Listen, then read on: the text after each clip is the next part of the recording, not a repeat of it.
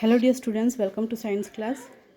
So we are learning last part of this lesson, that is crop production and management. So we have learned so many agricultural practices so far, and today we are going to learn the rest of them. Today we are going to learn how we have to protect the main crop from weeds. So first of all, you need to know what are weeds and the ways to protect the main crop from these weeds. Then what are weeds? See here, weeds are undesirable plants that grow along with the main crop. So what is the main crop? Main crop means the crop that we are growing, which we have sown. Okay, the seeds of the plant which we have sown. So we have prepared the land, agricultural land, and we have sown the seeds. And after sowing the seeds, our plants are growing, isn't it? And those plants are called the main crop. And in between the main crop, there are some undesirable plants. Undesirable plants means unwanted plants, and they are growing in between the main crops. So we don't need these crops to grow in our field. Why? Because these weeds will compete with the main crop for water, nutrients, space, and light, and affect the growth of the crop, that is our main crop. So why we have to protect the crop from weeds? Because both are plants, the weeds are also plant and the crop is also a plant, but crop is the main plants which we need for our food, which we are cultivating, but weeds are unwanted plants or undesired plants. So, and these weeds, what they are doing, they are competing with the main crop. For what they are competing with the main crop? For water. Okay, so weeds are absorbing the water which we have given for the main crop, and also whatever nutrients or whatever food in the form of nutrients we are giving in the form of manure and fertilizer we are giving to the main crop, these weeds are taking it, and also they are competing for the space and also for the light. So this will affect the main crop. So the main crop, day by day, the quality or the growth of the main crop is hindered. Okay, so the main crop will not grow properly, hence we have to remove these weeds, and this process is called weeding. So what is weeding? Weeding is removal of weeds from the agricultural land. So this is also a step in the agricultural practices, that is protecting the main crop from weeds. Now we are going to learn how we are going to protect or how we are going to remove these weeds and protect our main crop. See here, ways to remove weeds. See here, one by one we will learn. See here, tilling or plowing. Before sowing of crops, help in uprooting and killing of weeds. So already we are tilling and plowing now before sowing. So that is the first step, that is preparing the soil. We have learned that this tilling and plowing, okay, is the first step, and while doing that itself we are removing so many weeds. Okay, so this first step, before we start sowing the seeds, then itself we will start uprooting all these weeds. You have seen farmers, isn't it, preparing the land and removing the weeds. Next, you see, we have to know that the best time for the removal of weeds. What is the best time for removal of weeds? The best time is before they produce flowers and seed. You should not allow the weeds to grow and nurture in such a way that they will produce flowers and seeds. No, we should not allow the weeds to reproduce, to produce flower and seeds. So if you allow them to produce flower and then the seeds, again the seeds will get dispersed, and it will be very difficult for you to remove the weeds because it will spread all over the field. So before it produce flower and seed, we have to remove it. And here, manual removal of weeds can be done by cutting them close to the ground time to time by kurpi. So this is an instrument called kurpi. With the help of this kurpi, we have to remove the weeds, okay, unwanted plant. How we should cut? By cutting them close to the ground, okay. So we have to cut this plant very close to the ground. Means we should remove, uh, except the except the root, all the other shoot we have to cut it with the help of the kurpi. What does it mean? We can also pull these weeds also along with the roots also, we can pull it, or if you, that is by manually pulling, okay, we can pull it manually outside. And also if you want to cut it, we have to cut it close to the ground. Means what? We should not, you should not allow them to grow again. We should cut in such a way that they will not grow again. And see here, weeds are also controlled by using certain chemicals called weedicides. There are some chemicals to control these weeds, and what is the name of this chemical? It is called weedicides. And some example is given in your book, that is, the name for the weedicide given in your book is 2,4-D. That is 2,4-D. This is the name given to the chemical used to kill the weeds. They are sprayed in the weeds to kill the weeds.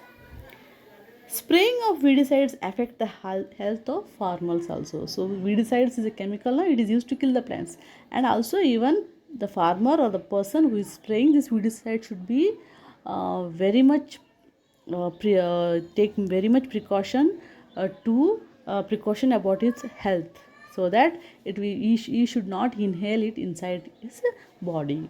Okay, so here he has to cover his mouth and face. So this is the way to remove the weeds. Understood now? So weeds are unwanted plants. We have to remove it time by time. Okay, so they will be growing. Once we will remove it, and again they will start growing. It is because of the dispersal of seeds, the unwanted seeds, especially the grasses and all. They will be having very small seeds. They will be carried by the wind, rain and all. Okay, by birds, so many things. Okay. So that is how it will be growing again and again. So again and again we have to control these weeds, and that these are the some steps to control the weeds. The next is harvesting. So after controlling the weeds, we are protecting the crop again and again, isn't it? We are helping the crop to grow it properly with getting all the sunlight, water, nutrient, space and all. After all this nurturing this crop, or after taking care of all these things, our crop will grow, and they will attain a stage where they are ready to harvest. Okay, what is harvesting then? Cutting of crop after its maturation. Maturation means what? What crop, what seed we have sown, it will grow into a plant. This plant will produce, okay, flower, and it will produce what? Seeds. For example, if we are grown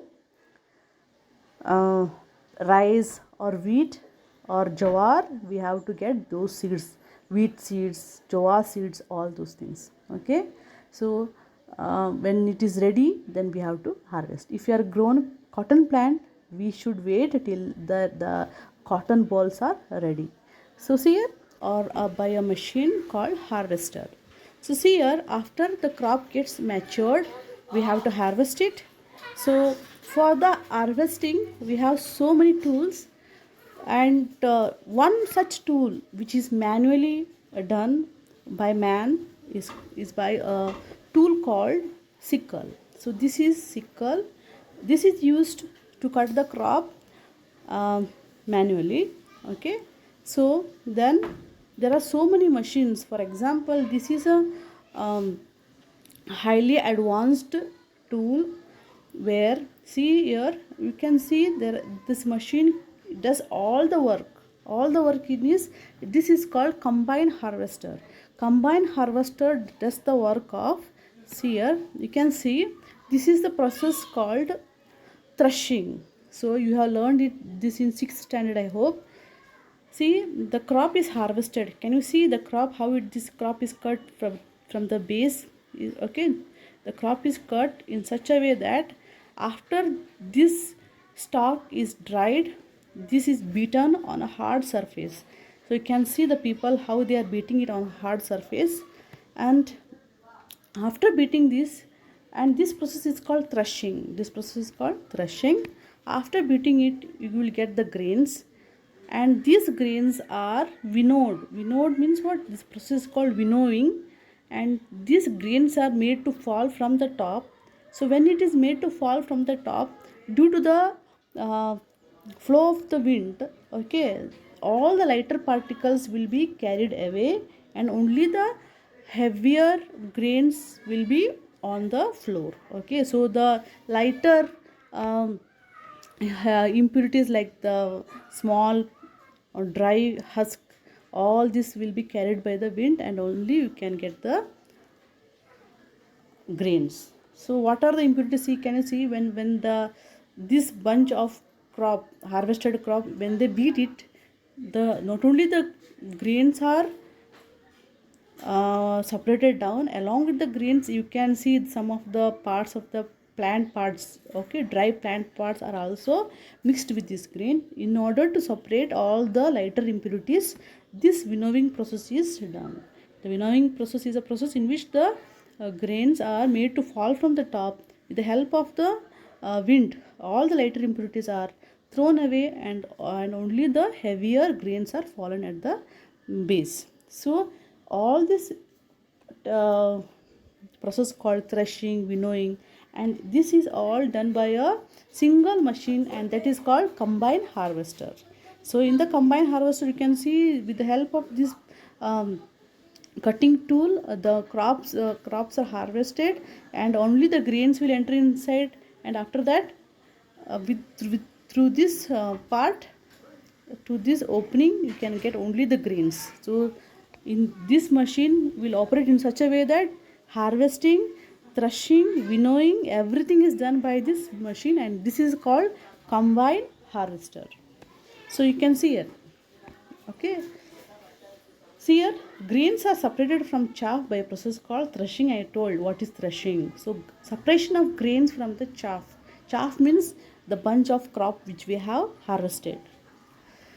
Then threshing is carried by combine. So harvesting, threshing, and also winnowing is done by combine harvester. So this is the word combine harvester. After harvesting, sometimes the farmer burns the left out substance in the field.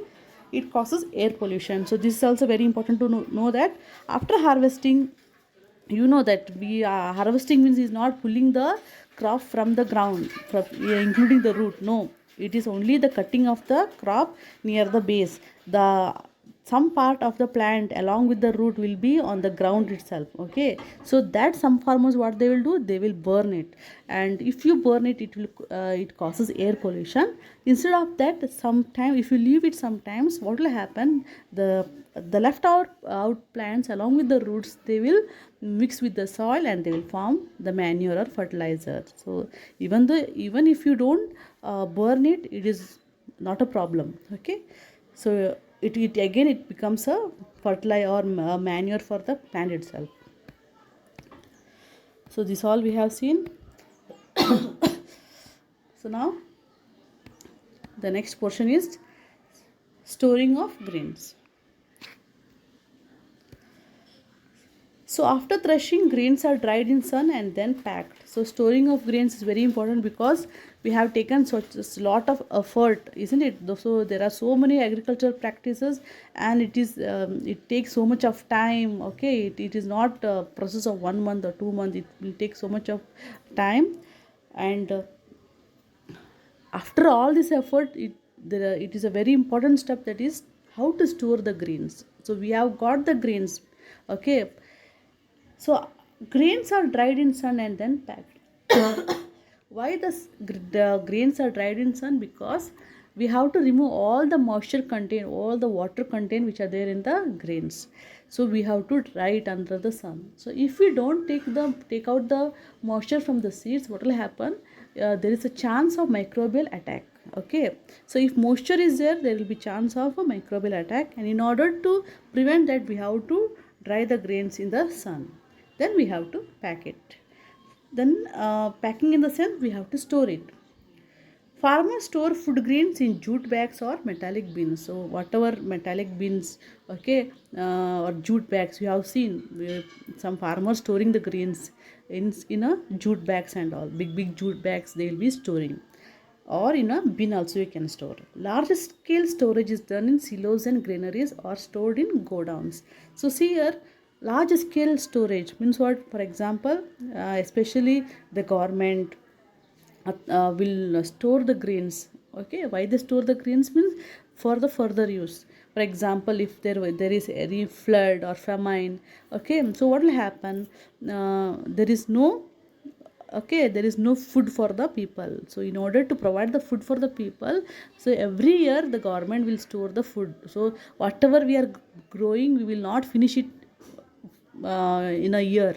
So how much we need, we will use it, and the rest of it will be stored in a large silos and granaries. So see here, can you see the silos, large metallic bins? Okay, the government will be having such a huge storage where so many grains of, it may be a rice or grains or whatever it is, will be stored, and that is how they will be giving rations for the people. Okay, month by month they will be giving rations. Now how do they have all these things? They are having all this by because of storage. Okay, so even if there is a flood or famine or drought or whatever it is, we will be having food for 2 or 3 years. We will be having the food. So this is what at domestic level. Domestic level means at household level. Household level, dried neem leaves are used. Dried neem leaves means the leaves of the neem tree is a very good. We can tell pesticide. Okay, pesticide. It will control the pest. Okay, most of the pest it will be controlled. Pest means what? Pest means, so for example, when we store the rice or grains or and all, you can see some pest or small insects, black color insects growing in them, isn't it? So this can be controlled by using dried neem leaves. Okay, or any other natural or chemical. Chemical also is sometimes chemical, it can also be used to prevent this pest. And in silos and granaries, of course they will be using some pesticides. Okay, so pesticides means to kill the insect pest. So this is how we have to store the grains, and especially you have to remember that the grains are dried, okay, to prevent microbial attack. Measures to prevent grain loss. So again, what are the measures to prevent grain loss? How can we control the loss of grains? The first one is drying before storage. We have to properly sun dry it. Maintenance of hygiene, and also the grains we should be chemically treated in order to protect from pest. Okay, it may be pest and also rodents. Pest means so insects which is damaging the crop, and also rodents means what? Rats. Okay, there will be loss due to rodents also. Okay, because especially these rodents will be in the godowns, and it will be it has a capacity to eat the grains and also to cut the jute bags also. So that also, and also microbe, for that specific chemical treatment is used. So children, here chemical treatment should be done, otherwise you cannot store the grains, okay, in godown level. So that is why when we bring the grains into our home, you have to wash it thoroughly before you use, because we have studied about insecticide, that is also called as pesticides, weedicides, fertilizer, chemical fertilizer, so many things we have learned. So these are the chemicals used, so we have to thoroughly wash it before use. And we have to improve the storage structures. So if you improve the storage structures, we can prevent the loss of the grains. And the last is animal husbandry. Animal husbandry means rearing of some animals, especially it may be a cow, buffalo, and also your rearing of sheep, hens, fish. So many we have seen, so many animals we will rear. And why do we rear it? to get the its products, isn't it? It may be a meat, it may be egg, milk. Okay, so with rearing of animal, we are benefiting, understood? Without benefit we will not rear it. If we have that benefit, we are rearing it. Okay, so this is what called animal husbandry, rearing of animals in large scale by providing food. How we have growing plants now. In the same way, in large scale, we are rearing the animals to provide. And how do we rear it? By providing it food, shelter. Shelter means house. Okay, it need a house. It, for example, cow, it lives in a shed, and also hen, it needs a coop. Okay, like that, they need shelter and also care in the sense, of course we have to care it by giving our love, and also if whenever there is a medical need, we have to provide it medical need also. So by providing this all this food, shelter and care, we can have to rear the animal and we can also get benefit out of it, and this is called animal husbandry. So this completes this lesson. And after this lesson, I'll be after this video I'll be sending the notes. So children, take 200 pages ruled notebook and king size, and please make a write your heading properly, date, everything neatly, and with neat handwriting, understood? You have to write the notes. So I'll be checking your handwriting also. I hope you understood this lesson. If you have not understood this lesson, please message okay, or call me, and you can verify the doubt. And also I'll be taking the Zoom class also. Okay, so we can you can ask doubt in the Zoom class also. And once again, I will be very short. I'll be explaining this lesson. Okay.